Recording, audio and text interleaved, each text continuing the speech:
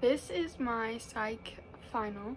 I decided to do it on car accidents and the way we form biases from them, the sensations and perceptions, and then our memories from them.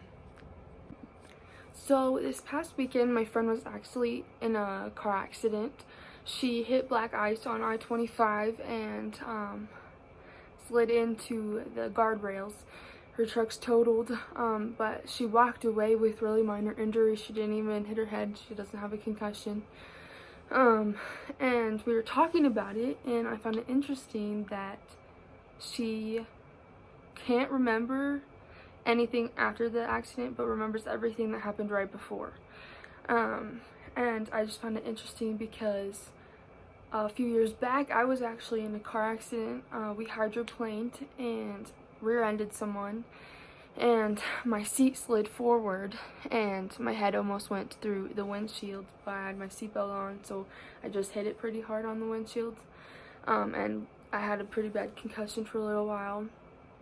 But I could remember every detail. I can remember the song that was playing, my friend's faces before we hit the car. I can remember like what it looked like outside. I can remember like the smell of the engine after we hit because it was smoking.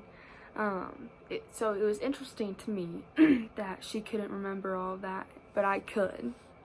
So I started looking into it, and then I found silencedaily.com says that traumatic memories can hide in the brain. So the brain suppresses traumatic memories as a way of coping with what happened. This happens a lot with childhood abuse, but this is more long-term, so I'm not sure if this is exactly what happened to my friend. So the memories are hidden like a shadow. So they're still there, but it's hard to access them unless they are put back into that state of mind. So I started looking into the chemical process that happens during alarming events, and I found on news.ucs.edu that when focusing on a task or piece of information, neuron cells in their brain release the neurotransmitter glutamate, a chemical that passes across the gaps or synapses between the cells in order to transfer nerve impulses through the brain. So when you're paying attention more to something, you release more of that glutamate, and then that triggers a hormone which causes you to release more adrenaline. And this is why you can either suppress those memories or remember more details, which explains why I can remember so much and she can't. So as far as senses go, senses can trigger PTSD from traumatic events. It's not as common, but it can happen. So, or it can bring back certain memories or flashbacks from that event.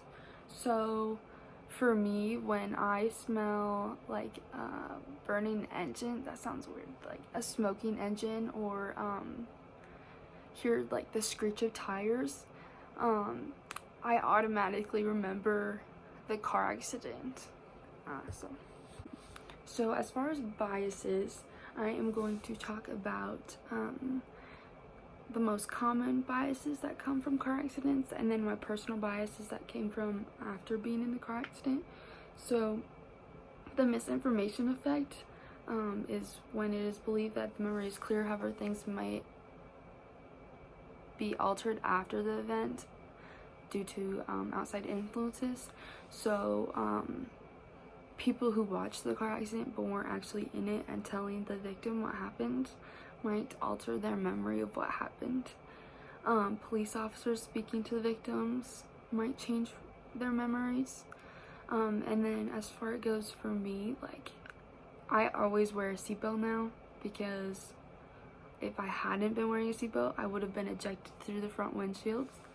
I guess that's my bias, is just if you don't wear one, and I'm sure this is supported by facts, but if you don't wear a seatbelt, you're more likely to have more severe injuries or even death, which is scary. And then I hate driving when it is raining out because we hydroplaned, and so I feel like I'm always gonna hydroplane when it's raining out. I know for my friend, she is scared to drive in the winter now because of ice. So just certain things like that. Sorry this was so boring. Thanks for watching.